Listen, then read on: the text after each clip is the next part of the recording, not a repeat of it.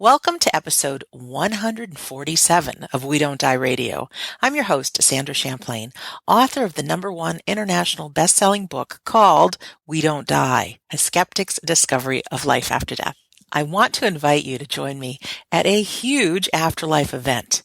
September 15th through 17th in Scottsdale, Arizona, the Afterlife Research and Education Institute will be featuring 30 speakers, including myself, on topics related to the afterlife. I would love to meet you in person, and I promise that you will leave that event not only convinced of the afterlife, but having new tools to communicate with your loved ones that are in the hereafter.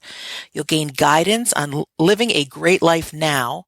If you're experiencing grief, you will experience some great relief and tools to move you through the grief, and so much more. So I invite you to go to afterlifestudies.org to find out more and register. Now, on to our show. Jacob Cooper is a licensed master social worker and is employed as a mental health counselor. However, a near-death experience at the age of 5 connected him with the spirit realm, and he has been in touch ever since. Jacob is also a Reiki master teacher. He is a guest lecturer within Long Island libraries, universities, and other learning centers, and runs mindfulness workshops at Touro College of Osteopathic Medicine and Adelphi University. Jacob is also a published writer who is currently in the process of writing his own book, entailing his own near-death experiences and many other themes. And there's so much more to Jacob, but I'll let him tell you in his own words. His website is jacobstory.com. Jacob Cooper, welcome to We Don't Die Radio. Absolutely. What an honor. Thank you so much for the introduction, and also a hypnotherapist as well. So thank you so much for having me on. Oh, you're welcome. Sorry, I missed that in the introduction. You're a man of many things. And No, I know that was my job to discuss. That's all right. Yeah. Well, we can get into that and more. So where are you coming from this morning? We're recording this on a nice spring morning. You are in New York? Yes, right now I'm in New York, and I know we've been talking about the show for a while, and I'm so excited to be speaking with you. It's such an honor, Sandra, so thank you for having me on. Yeah, you're welcome. I'm thrilled, too. We're Facebook friends, and it's time that we do this, so I'm excited. So let's hear your story, Jake. I don't know exactly where we start, because I know it starts at a very young age. Tell us. Absolutely. And I know that you mentioned that I speak for Long Island Metaphysical Centers and Libraries, but ironically, my first speaking event happened about a year ago today at the Eyes of Learning Center, which is in Levittown, Long Island. And that's the town where I had my near-death experience about 20 years prior to. So I was on the podium 20 years later talking about it in the same exact town where I had the experience. So it's quite synchronistic. That's incredible. Yeah, and I've been running ever since. Wow. But my experience was very much full blown. It's something that I had to live with my whole life and couldn't really fathom into words, and didn't really see a diagnosis as a near-death experience. It wasn't until I read a couple of books by authors like Betty Eadie, Eben Alexander, that gave me at the age of 18 a real diagnosis to near-death experience. I thought it was something that everyone happened, and I couldn't really label it because it was so fascinating, and I couldn't put it into words when you cross over. But as we get older, the body really catches up with the soul, and the instrument is able to vocalize a lot of what's unseen or what's difficult to describe in our limited lexicon. But right. when I was 5 years old, I had something that was called whipping cough, which was an endless cough that just wouldn't stop. And since I've been a kid, thank God I've been vaccinated. But at the time, there wasn't any vaccinations. At least I didn't get any. And so this is around 1995, and I was just playing in a park in Levittown, Long Island, with very good family friends. And, in the car ride, I was having a very difficult time breathing. And all this I take you back to. I remember it just like yesterday. something that will never leave me. And, in the car ride, I had a very difficult time breathing, and all of a sudden I felt a vortex-like sensation, almost like this unseen force that was just sucking my soul in, almost like a vacuum that I just couldn't fight. But human understanding thinks that it knows better. And for me, I thought that I knew a lot more, than what my soul knew, which was that something crazy was about to happen. But Mm-hmm. as I got out of the car ride, I ran out about 1,000 miles an hour just to go in the slide. I was in avoidance and denial of, what I really know was bound to happen. And all of a sudden, as I'm climbing up the slide, I began to try to breathe in air, and literally nothing came about it. Oh. That's the scariest place to be in, because as human beings, we're so used to the breath as something that we don't even think about. We're not even consciously aware of the breath. And I think those in the metaphysical and spiritual industry are a lot more aware of the power of the breath and how that really relates to our rhythm and ability to really get into the deeper brainwave states of relaxation. Right. But, at the time, the breath was for granted. And so right now I spend a lifetime on teaching people about the value of the breath, ironically, from that experience. Sure. But I was suffocating as I was at the top of the slide, and then all of a sudden, almost as if you go to a power breaker in a house and you shut off everything. That's exactly what was happening to my body. Every single thing was shutting down one at a time, and I felt like I was dying inside. And all of a sudden, that vortex point was getting stronger and stronger and stronger, and it was sucking me in. And then all of a sudden, I was located almost like a third person looking down, and I was seeing my brain. And all of a sudden, I was able at 5 years old to really fully recognize all the different components and aspects of the human brain, and I was able to really understand it almost as if you're looking at your right or left hand. It was so clear to me, and it told me about the 85% that we always talk about that's not really used within our brains. And that's our, spiritual unseen self Mm-hmm. that really is all knowing, but is limited by the left analytical brain. But all of a sudden, as I was in my brain, it began to become deprived by oxygen, much like the rest of my body, and then literally it just snapped in half. You could hear like you pull out a plug out of a wall, and it just cracked in half almost, and then all of a sudden, that force that was in the corner of my eye in the car ride was taking me on a journey within, and I was going about 1,000 miles an hour, upwards and upwards and upwards through this darkness. And, eventually I began to go into the light.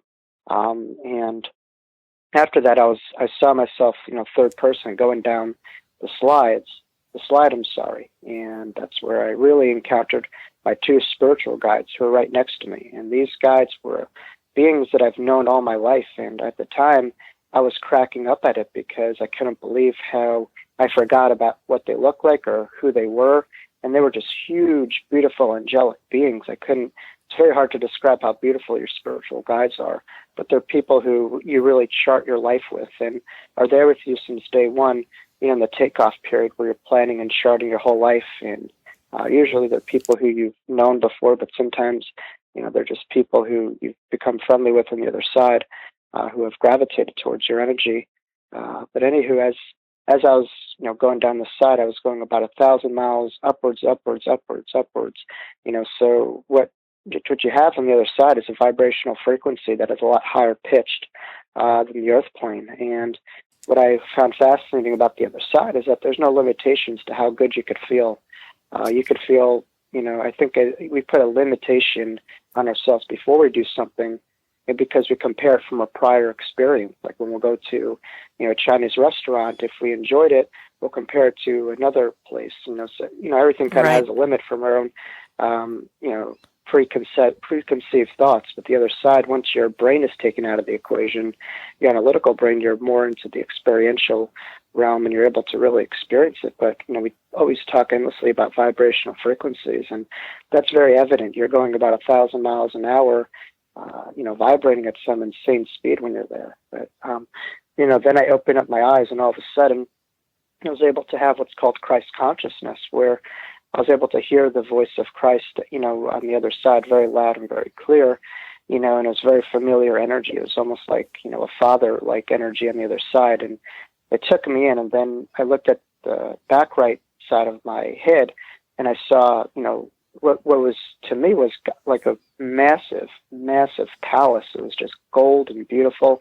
And I knew that to be like the divine's, palace. And it was so unbelievably spiritual and high that I just couldn't look at it. It was just too much for me to look at. It was too much of a high. It was almost as if, you're getting those goosebumps, and the goosebumps just never end. And, you try to look at it, but it's too much. Wow. And then all of a sudden, I looked into my vision, and then I saw, hundreds and thousands of, cherub-like angels, much like you see in Christian art at the top of ceilings, just floating up and down very, very peacefully. And they were in a brown goldish-like color. And they were just floating down ever so peacefully, and I could see them right in front of me, all over the place. Wow. And it was endless angels right in front of me. And what I saw was that my body was at the bottom of the slide, and then the people that I went the slide with were surrounding me in a circle. And then all of a sudden, I was able to look at some of the people who were surrounding me, and then I was able to see their auras and their spiritual guides and their futures. And my brother was with me at the time, and I was able to see that he was going to become a doctor, which he's pursuing right now. And he actually got whooping cough shortly after me, and he was right next to me in the hospital bed.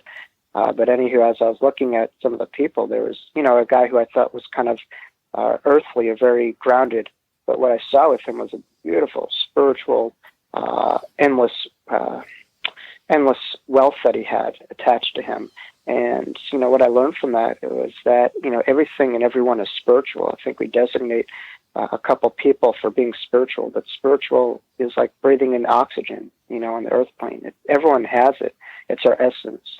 And I think, certain belief systems or thoughts or feelings create, people to be designated as spiritual. But I think, the people that we define as spiritual, those who don't have amnesia and don't forget where they came from. But immediately after seeing hundreds of thousands of angels, I was able to see what they really do, which is really send, energy, and they go up and down. And, much like Reiki masters or healers, we really, we do a lot of what angels do in a sense that we send energy from our hands, and that's what the angels were all doing.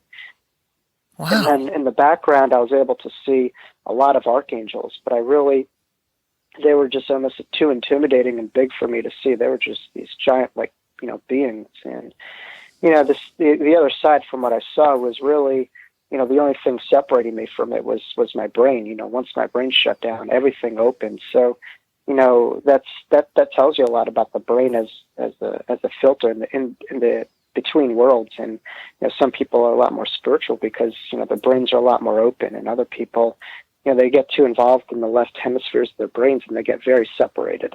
Yes. And I think they're saying that, technology, and it's from Shirley MacLaine's book, Out on the Limb, who has the same birthday as I do, but there's a saying called, technology with God is indestructive, and technology without, using God is destructive. So technology, meaning the higher God intelligence, when we're walking in parallel, with God, meaning our brains, that's when we're doing well. But once we try to, be too human or try to, compete God with our infrastructure and our buildings and stuff like that, that's when, we become to get destructive. So it's just to, from what I knew was the brain was a great ally and, for the in-between worlds. But immediately, after that, I was drawn to my spiritual family, my soul family, and I looked at them instantaneously, and I knew every single one of them, and they were surrounding me along with my spiritual guides and all the angels.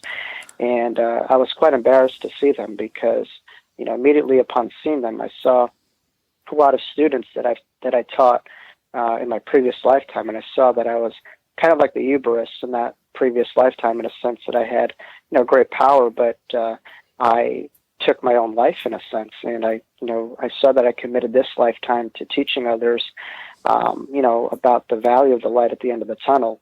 And, I asked my spiritual family, what's going to happen? And they said, what do you want to happen? And I said, well, what's going to come out of this lifetime? And all of a sudden I saw hundreds of photographs of what would happen within this lifetime.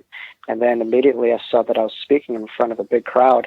And, many people, I saw that their vibrations were really increasing. And I saw the looks in the eyes of people. And I said, heaven is beautiful and grand, and it's indescribable, but nothing beats this work. And I said, you know what, I'm going to devote a lifetime to this work, to healing, to sharing, to clarifying a lot of questions that people have on the hereafter, to create more of a parallel between heaven and earth. Let's separate it and a lot closer within this paradigm. And then from that I was able to see a lot of lifetimes, one of which was in Atlantis and out west, and a lot of that I was able to really look at what's called the Akashic Records, where I was able to go into a hall and see a lot of previous lifetimes that I lived. And, after that, it's quite embarrassing to see my soul family, because, what I learned from your soul family, it's almost like a ray of God that you're with. And it's people who come in to this lifetime with similar missions and similar personalities, and you constantly carnate and reincarnate with the similar flavor or ray of God that you're with. But it was kind of embarrassing because before coming into this lifetime, there's a soul urge to carnate, and you discuss it with them and your team and your guides and the archangels, the other spiritual, governing forces. And it's almost like you're deciding to go to college and you have this big plan. And then at 5 years old, I felt like a coward in the sense that I was, clinging to mom's leg, before going to preschool. I just got here. So it was kind of embarrassing, and when I saw them, it was, kind of tough because of what happened in the previous lifetime, and when you cross over to the other side, you're very much with your soul family. And that's who you're kind of with. It's almost like, it's like a womb that you're with, and it's people there that you're, a part of. And, I learned a lot from soul families in this lifetime, as my aunt, who was, kind of like a spiritual guide on her deathbed, she said that if you ever look at a picture of a family, if you look at the eyes of people, everyone has kind of like a similar type look. They may not look physically the same, but you look at them energetically from a different point of view, they're all connected. And then a year later, I was talking to an intuitive, and she said, connecting to your aunt, she keeps on telling me the word picture. Does that mean anything to you? And from that, she was speaking to me that, your soul family, your spiritual family is your essence. It's really who you come from and go to, and they're forever a part of you. And there are many people who join that team. But it's pretty cool. And then all of a sudden, after saying that I would stay, everyone just vanished. And the last thing that I was left with was constant doubt and fear, because I saw this great image, but I didn't think it was going to happen. And I asked my guides and my team, how is this going to happen? They said, it's destiny. Just watch your thoughts, because your thoughts could sway you.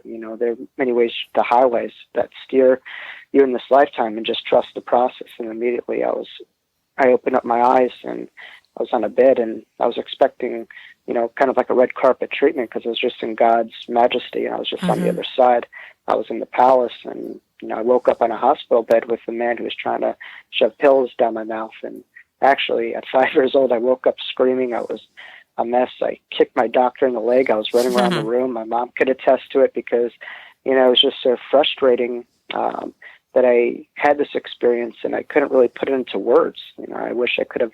And then I saw that my mother was really screaming and, was really crying in the corner of the room when I woke up. And, I just wanted to shake everyone in the room to describe what happened, but I almost felt like I had autism in a sense that I couldn't describe what I had. And, years later, throughout my lifetime, I committed my life to helping kids on the spectrum. And I think for me, it taught me, I really got a sense of what they go through. It's like a lot of these kids are very spiritually in tune, and they're in touch with a lot of great unforeseeable forces. But, the brain and body aren't necessarily matched up with one another. And, many times they get very frustrated because they can't really describe what they're experiencing. And for a moment, I really had a taste of what that was like. But, after that, I was a lot different as a 5-year-old kid. My life forever changed, and I committed to a lifetime, when ready, of sharing and teaching that there's nothing to fear when we die, and it's a familiar experience, that we've lived many lives and we've died many deaths. And I think a lot of it is getting out from the art of forgetfulness and into stepping into a real truth deja vu-like feeling that we really have in store. Jake, it's interesting because as you say this, you had a brain of a 5-year-old, and then when you had your near-death experience and you moved on to hereafter eternity, you're reconnected with your soul who's Yeah. totally wise. And then you go back into the brain of a 5-year-old. And can I just ask you, these experiences, that experience that you had, do you still remember it with clarity? Absolutely. When I say that I speak of it, and plenty, you know, I spoke before, and psychics have been in the crowd, and they say, that you're Mm-hmm. experiencing that while you're talking. I could see your energy. You're there, while you're talking. And, for me, it's never left me. It's something that I think about on a constant day-to-day basis.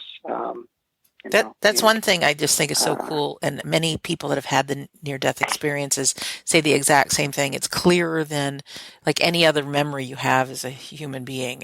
yeah, Yeah, and so you get, thankfully, as you grow up, you still have that live and clear in your mind, and you're able to make sense of it, and then start having language for what it was, and then be able to dedicate your life to now sharing it and helping others. it's Amazing. amazing. You could take me on a hypnotic age regression, and I probably wouldn't remember anything from 5 years old like I do to this moment. Right. So it's amazing what the brain could hold on to. Like I don't remember a thing. Most people don't from when they're 5 years old. So when No. you have such a powerful experience, it just tells you the power of the human mind and what that experience can do for you. And I know that this is something that I'll hold on to for my whole life. It was quite traumatic to say the least. I mean, suffocating is one of the most traumatic experiences that you can have because we're social beings, we're spiritual Sure. beings, we're used to being interconnected. And when you're suffocating, that takes you into a veil of separation, which is really quite contrary to what we're exposed to and what we're wired as. So it was very difficult, but what comforted me was all those around me, all those guiding forces around me, and the fact that the matter is that it was very very deja vu like. It feels like just yesterday that I died before that, and died before that, and it's very funny when you cross over. It's something that instantaneously what happens, where to go, what to do. It's fascinating. And you've been Um, there before. And I'm I've been really, there many times. Yeah. yeah, I'm interested too what you say about your soul family. Are these people that live, or can they be people that live in your daily life with you, like your regular family and friends? Is that what you're saying Well, that we? the soul family that I connected to was a lot of deceased family members that I Okay. had. And an extension of that, there are also people who played a close role within many lifetimes that I had. As I mentioned before, when I wasn't sure of what to do, I saw the faces of students, and I saw how I kind of let them down in a way with, taking my own life while I was their teacher Mm-hmm. in my previous lifetime. But every face that I saw of the student, I saw how profound of a connection that I had with every one of them. And for me, you could create a soul family too with the people that you impact and people that you're connected to within every lifetime, and they add to the team. But your inner core is really family. People that you come in with, come out with, and they play different roles. They wear different hats, and it's a great symphony of orchestrating different roles. Within the journey of life. And Yeah, it's just it fascinating. makes perfect sense. I think of some of the business I've worked at, and we'd go to these team building workshops, and that, we stick together with the same team, and then we, get to experience different things and just build upon those experiences, staying connected.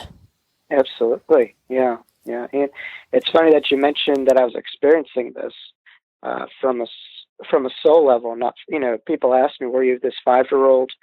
Were you the soul? And, I have to say I was a bit of both. The scared part of me was that 5-year-old Mm-hmm. child, but the higher self was the wiser self. That was the soul. And, it was kind of an allegory for what I had to experience coming back from it in life is, I took the pill and I was much different. I wasn't of my age in many regards. And I always had to look at life from a different lens and a different sense. For instance, people around me would go to college and have a major and just do it kind of like a robotic, Mm-hmm. mechanical, type conveyor belt like sensation. For me, when I went into college, I looked at it from a higher divine purpose, and I knew that there are people around me guiding me to this, and it wasn't so mechanical, like I was just this one thing. It was unlimited what you could be, and it came from a lot higher of a calling versus just kind of like people just trying to survive or pay bills. It was higher. But wherever I always had that rebel inside of me with my age group that knew more or saw different, and that was challenging to have. But after that experience, my brain totally was much different. I was able to look and see things like any of the great psychics out there today, and on a regular basis, I was able to go into the tunnel, while in school. And one day I wasn't allowed to go because two armed guards on the other side stopped me from crossing over. And I think the message was, I'm here to live a human existence, and all that stuff is waiting for me. But, part of this is being a hybrid-like being where you have both. And I was just in that comfort zone. So the hard part was doing the human part. And I had to learn how to, almost forget, some of the stuff or how to do some of the stuff. And I had to learn how to be grounded and retrain my brain. Because I was getting horrible grades. I was diagnosed with attention deficit disorder. Really? And I was seeing psychologists from a very young age because I couldn't focus. And because my brain was totally differently wired. It snapped in half, and, everything was much different about it. And I was a lot more right brain than left brain. But I was able to teach myself how to be a lot more analytical. And I think school helped me with that. I had some great teachers who really, showed me how to, kind of forced me by default to use my left brain. So, I thank school in many ways because it allowed me to make this lifetime a lot easier. It kind of forced me to be in between, and now I'm trying to get back to that other way, which is pretty cool. But yeah, it's fascinating. And what did you go to school for? College for? Now, I went to school for social work. I got my bachelor's in social work, and I got my master's as well. So, again, it was a lot higher of a calling, and right now I work full-time as a mental health counselor, and people ask me if there's stuff from my near-death experience that I incorporate into work, and, as a social worker, you have the license to kind of protect, but, inwardly, when I see people kind of struggling and going through what they're going through, I recognize why people do that. It's, that the fact that you lose a lot of sight of what happens at the light at the end of the tunnel. I mean, I think people just experience one thing and that's all they see. But, from really crossing over and understand the allegory of the other side, I understand that whatever you go through on the outside, the light is always within, and there's always hope. There's always what you see today could change tomorrow, and this too shall pass. And I think the more and more that people connect to the light, they're able to shine it towards the outer darkness. I think as spiritual beings, we have to live in that kind of viewpoint where wherever we are today could always change, and you have to really believe in your own light. And that was my test, as a kid, as I had this experience, and I asked at every stage of my life, "Where's the crowd? Where's the crowd? Where's the crowd?" But when you're patient, it will come. And one day I was at a yoga class when I was about 18 years old, and a woman came up to me, and I didn't speak a word to her.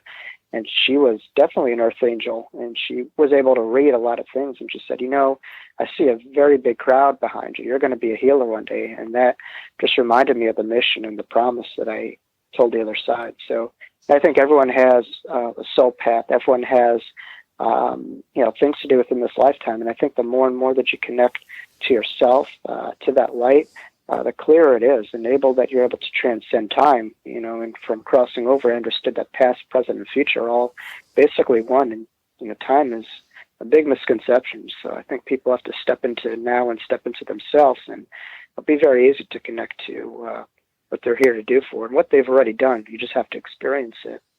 That's pretty cool. And I really want to pat you on the back for making your life about service and making a difference with others, not just people that have had near-death experiences, but Right. many of the people I've talked to, and even the things that I've read, and even a truth within myself is the biggest thing here on planet Earth is to be of service to other people. And for you Yeah. to do that and then continue to do that. So did you get into Reiki first or hypnosis first? Because it sounds like you continued to be you're continuing on being a lifelong learner. That's what it sounds like to me.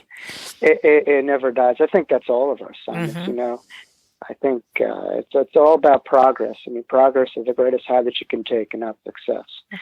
That's a good slogan. I think once you have success, you get stagnant. Once you have progress, it's an addiction. But I'm always learning to learn and to expand upon what I could provide.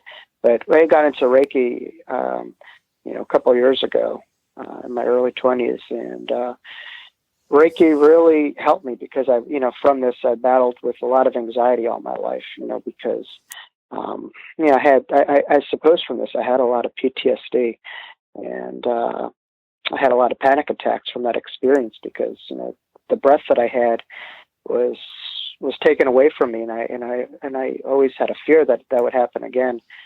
So I got very immersed in yoga and Reiki, and it really helped me to relax in profound, deep ways. And I do a lot of Reiki self-healings and give talks on Reiki as a Reiki master. And when I'm called to, I do a healing.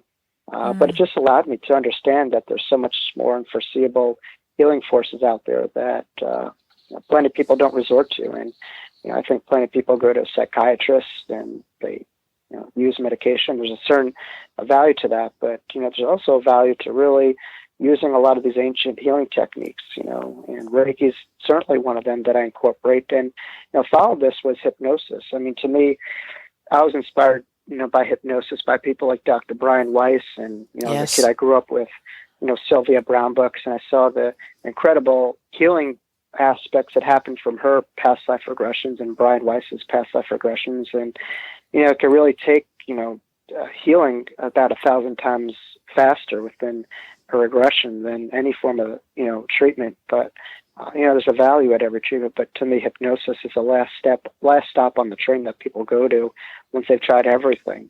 And I was fascinated because as a kid, I was traumatized by my own suicide that happened within my last lifetime, and I would be playing baseball, and it would just happen to be within my awareness that that's happened. And many times when I was taking out of the left part of the brain, all this stuff would open up. So I had a past life regression a couple of years ago that really inspired me, that was able to allow me to open up to a lot of what happened and to form a lot of healing from it. And I've been hooked ever since. So, I do hypnosis within groups, and I do hypnosis for, those who are coming for different reasons. And it's really a way for people to, match the subconscious and conscious minds. A lot of people have goals in mind. They have, aspects that they want to tap into, but for some reason they're held back, and hypnosis really allows you to look into what are those reasons that are holding you back and how to find more of a parallel between your goals and your actions, so that people can really see, believe, and reach the goals that they're trying to achieve.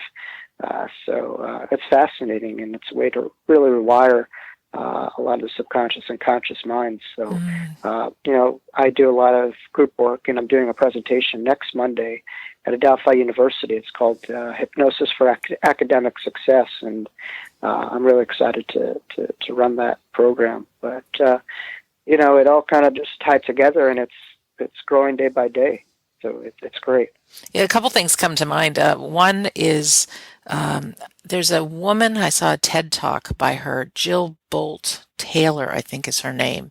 I don't know if you know her story, but when we were talking about the left brain and the right brain, and the left brain being the more analytical side, she actually, I don't exactly know if she had a stroke or what happened, but her left side of her brain filled with blood, and the only thing that was available to her was the right brain, and she got connected with eternity. She got connected with seeing how we're all connected, and it's just I'll connect that to this episode just if people want to see that.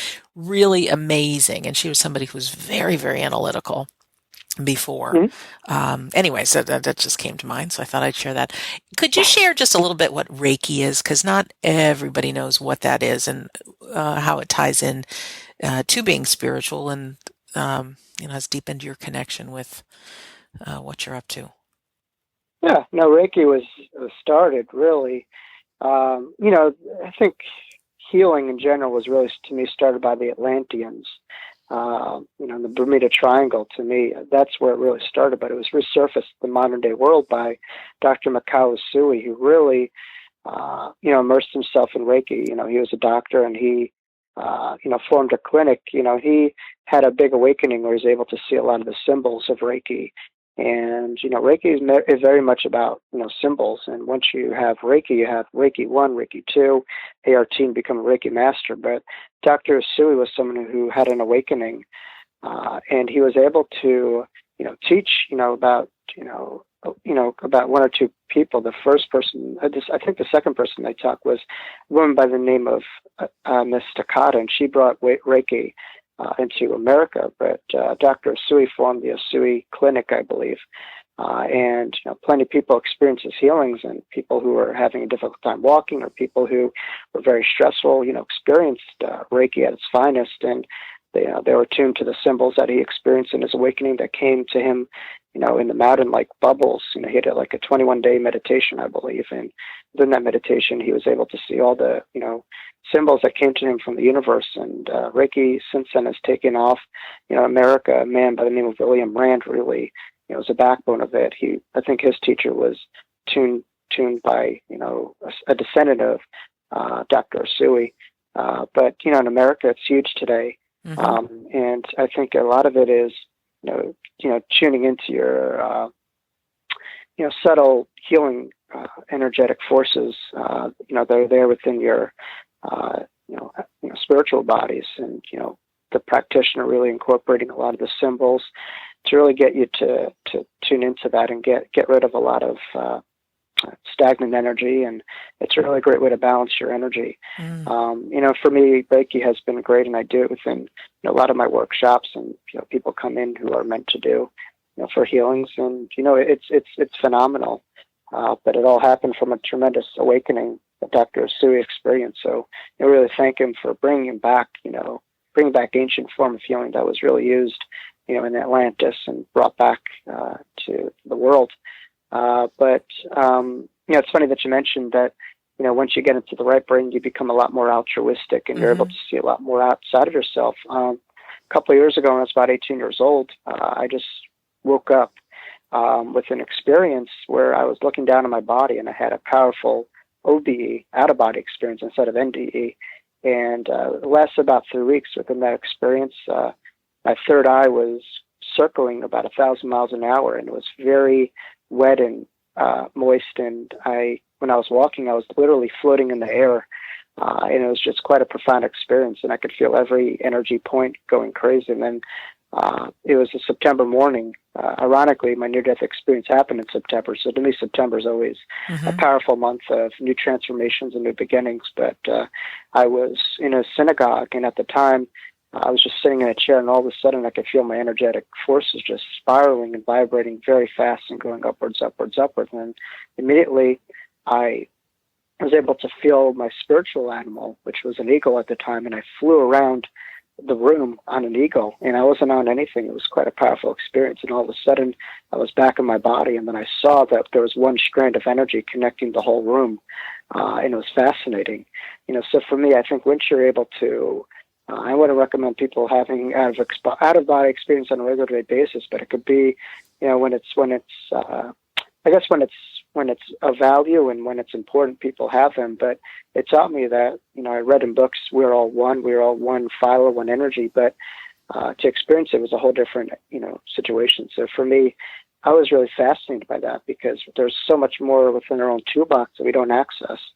And Reiki was really a calling card for me to allow people to experience the unseen forces and the unseen wealth of great information, great sensations, and to take people out of the limited to the unlimited. It's amazing, Jake. Just hearing you, I remember years ago, even before I got on my near-death or my life after death investigation, somebody had treated me to a day at the spa, and one of the treatments was Reiki. And I thought, I don't know what this is, but why not, right? I'm open. And so as I was lying on the table with my eyes closed, what I felt was somebody just applying a huge amount of heat to my belly. And it was way too hot. And I opened my eyes to tell this woman to turn it down, whatever it was. And what I witnessed was just her hands about 8 to 10 inches above me.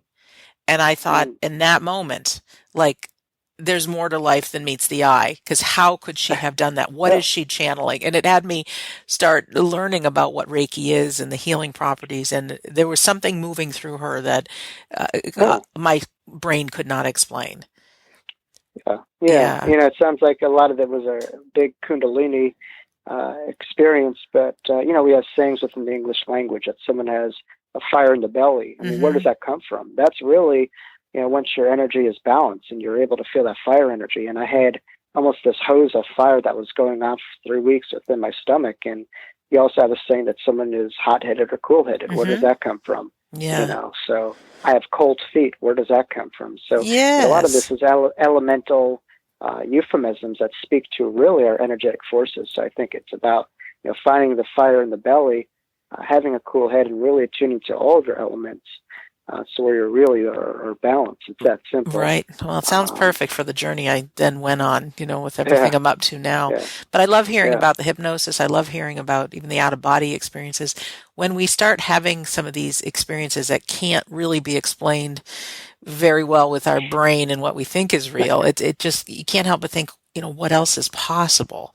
So Right, how about you right. talk about mindfulness in the workshops that you lead? I always enjoy when a guest will share some maybe tips and tricks to help us with our life right now. But I would love to hear more, because it just, from what you had said earlier, your whooping cough as a kid, losing your breath, and now teaching people about the breath. I think Hmm. it's all connected with mindfulness, correct?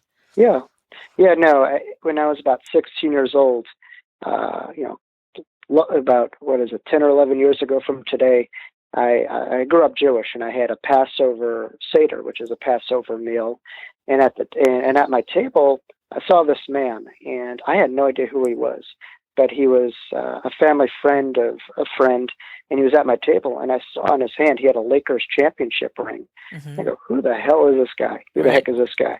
And I asked him, why do you have a Lakers championship ring on? And he said that, oh, I teach mindfulness to the Los Angeles Lakers. I go, really? Wow. What's your name? He said his name is George Mumford. He said I'm a sports psychologist for Boston College, and I taught Michael Jordan and Kobe Bryant and Phil Jackson all that what they know. And I was fascinated, and I searched him, and there's a coach, by the name of Phil Jackson, who he really taught. And Phil, if you know sports, he would go with Sage into the locker rooms, and you'd run meditation workshops and to have basketball practices without using a basketball. Hmm. So, and he really tapped into a lot of Kipling's work, in terms of this book called The Jungle, where, he tried to establish telepathic communication between his players. And a lot of why he succeeded was he was able to transcend ego into being one unit, one force, one team, from Very using a lot of his cool. Native American background, and really having George as a consultant for his work. But it was all purposeful. And ever since then, I've been hooked on Phil Jackson's work, and I've listened to George, and he's a friend of a friend. Hmm. So that was all purposeful and meaningful. And George gives talks on mindfulness, and that's his focus at work. And I said, wow, this guy could do it. Who am I not to? So, ever since then, I've been on a great search to what is mindfulness and how does that help you? And much like George did with the Lakers, mindfulness really allows you to be in. Its goal of mindfulness actually is to be in an altruistic state.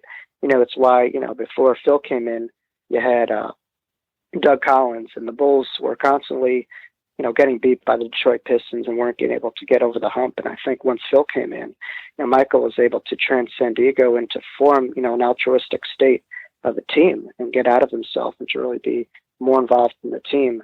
And I think that's, why Phil Jackson won 11 championships, if you know sports, because he was able to really work with the powerhouse egos and able to get them to be involved in team and unity and to work in synchronicity and harmony, and have an edge over other coaches that didn't really incorporate that, who struggled to coach superstars.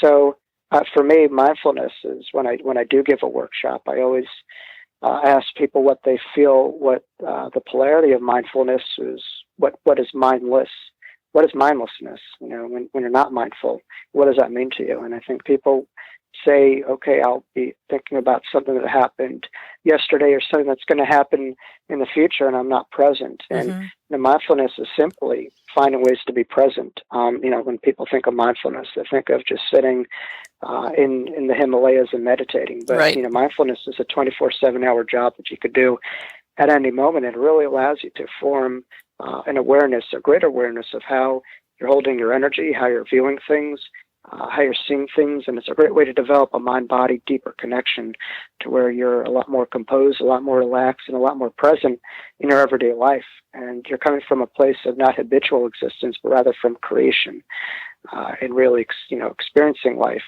versus being a product of what happened in the past, and getting yourself off that hamster wheel. And a lot of it is where, I work from stimuli response, where things will happen in your life, something outside of yourself will happen, and the bigger the gap that you have between the stimuli and the response, that's being more mindful. It's understanding, okay, I have my reaction. What is that? How does that happen? What do I do? And, it's terrific. So at my workshops, I talk a bit about mindfulness more extensively, to Sure. the crowd. And then we do a lot of mindful techniques that help people to tune into their body, into the breath, into the moment, to the space. So we could do something as simple as walking around the room barefoot, where you're focused on the bottom of your feet and you're looking down. You really are tuning into your body, into your feet.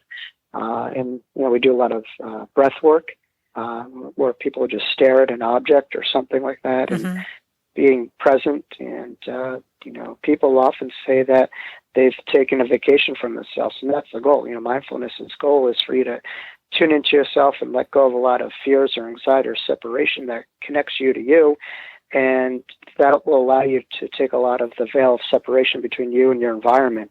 So, that's why many people come out feeling very in tuned and almost like floating, where they're very, in harmony with the environment, and they've taken a vacation from a lot of the struggles that have separated them from that great feeling.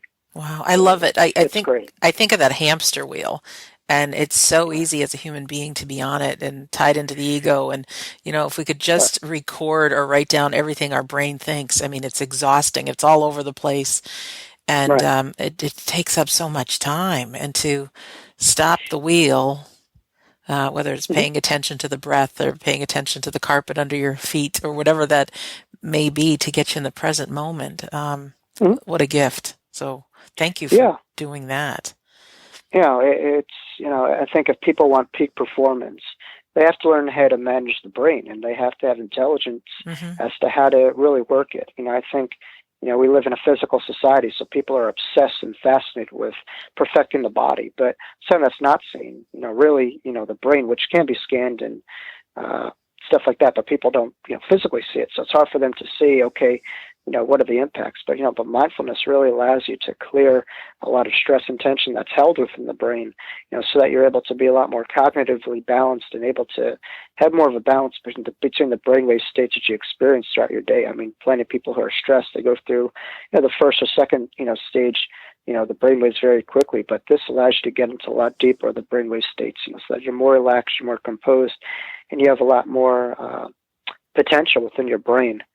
Between your memory, between your focus, between your ability to retain information, levels of self-confidence, knowing what to say, what to do, how to act. I think it's all impacted by, accessing the brain's potential, which is something that I devoted my life to from seeing it as a young kid. I think we try to understand the brain with the brain, and that's unfortunate because that's almost as if you're trying to understand the hand with the hand. I think many times you have to use a lot of unseen forces to see the unseen and understand the unseen.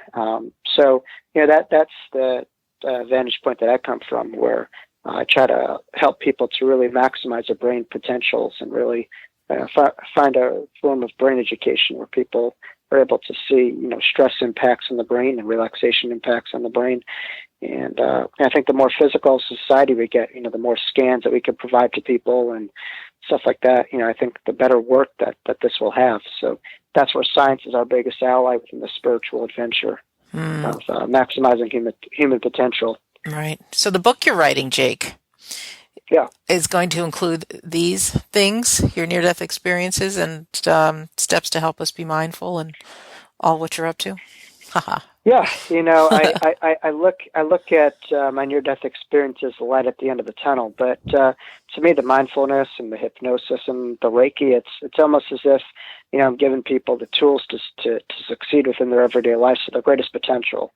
So it's the practical kind of stuff. So my book will entail a lot. I try to keep suspense and surprise out there, but certainly Of my book course, will of will course. will entail that. But as a kid, I always was fascinated with going to a library, and I would look at books almost as if I would look at life, and I would see kind of dust on books, and be so frustrated there was dust on books because once you open up a book, it's like a life that you have, and it's giving life to life itself, and the words Right. that you have, and the phrases that are in books, and the lessons. We're all very much living. So to me, to have something tangible in a tangible society that we're trying to transcend into spiritual, it is one of my biggest honors, and it's going to come.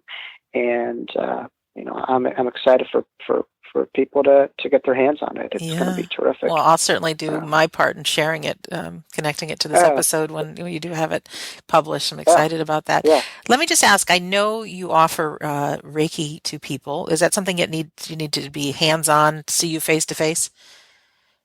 Yeah, I mean, I do Reiki, I do hypnosis. So, on my Yeah. website, there's a contact button, and if you're interested, just push the contact button and send me a message, and that's how I kind of do sessions. So, for those who are called to, I definitely offer that, and for those also interested in having me, present. A workshop or a talk. I'm also available for that for a lot of the stuff that I do. I'm going to be presenting. I know you mentioned that you're going to be in Scottsdale, which is Mm-hmm. pretty cool. I'd love to talk to you about that. But Sure. in August, I'm going to be presenting at the International Association for Near Death Studies up in Colorado. That's going to be in August. So Oh, excellent. that's pretty cool. I'm really looking forward to that. That's where a lot of people began their career who took it to the next level. So I'm ecstatic. I just found out a couple of weeks ago. So Oh, that's pretty cool. congratulations. Yeah, and for our Thank you. listener, if you're in Colorado or want to go Yeah, I will, you'll see it. If you're listening on YouTube, scroll down yeah, below and there's a link to that conference. And if you go to yeah. my website, we don't die radio.com, click on episode 147, there's also a link to that. And once again, your website is jacobstory.com. That's right. Right now, Yes, you got it. what if someone here, Jacob, just thinks you're a great guy and having some questions about their spirituality? I think I read somewhere that you do some spiritual counseling. Is that correct? Yeah, I mean, people can, feel free to shoot me any kinds of Mm-hmm. emails. I'm usually pretty responsive to Okay. emails. So, if you have questions on, experiences, or someone who may has had a near-death experience and want to just maximize Mm-hmm. their toolbox, feel free to, you could click the contact button, and I'm always available. When I get a chance. So that's one of the things that I take pride in, is my responsiveness to people who come my way. Excellent. So yeah, Yeah, because there's a contact button, and you could email me through that. Yeah, yeah, I know with some of our guests, some people just really resonate with people, and it's like, you know what, I want to find out more about this guy. I want to pick his brain, or I yeah, want to whatever. I'm going to be in New hey, yeah, York. I want to try this Reiki, whatever that is. So I always like to make the connection.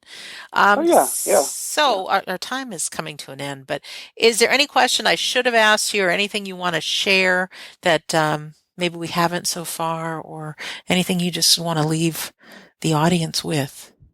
I forgot one of my lines, which was, I think people need to see the movie Hook to. I don't know if you've ever seen it, to kind of know what we're talking about. Uh-huh. Um, because that movie is so symbolic of what many near-death experience survivors have, which is you have this normal living life, and then you're taken off that Mm-hmm. wheel through a near-death experience, which is kind of like a shake-up, and that's shake-ups is the only way for people to really awaken in many regards, because we're just taking on this normal day trend, and it's very hard for us to see things differently. But Mm-hmm. shake-ups almost force us to view it in a different lens. But Robin was living a regular human life, and then all of a sudden he was suddenly reminded of this ancient magical past that he had in Neverland. And Right.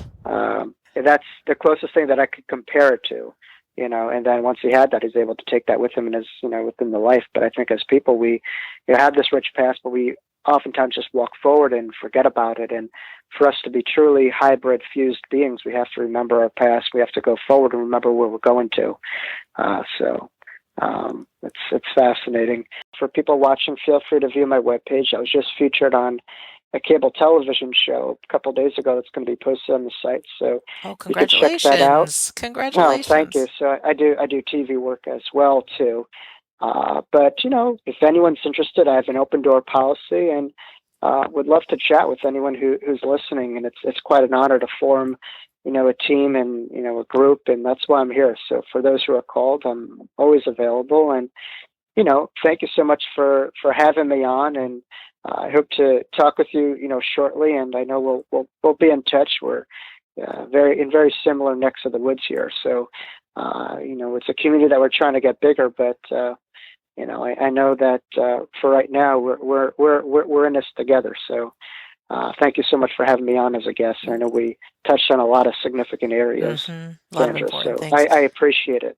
Yo, you're so welcome, and I appreciate you, and I appreciate you who's listening right now. I mean, there's not a single one of us that can bridge this gap alone, and I think joined arm in arm with all of our different experiences to really get the word out that we are so much more than we think we are.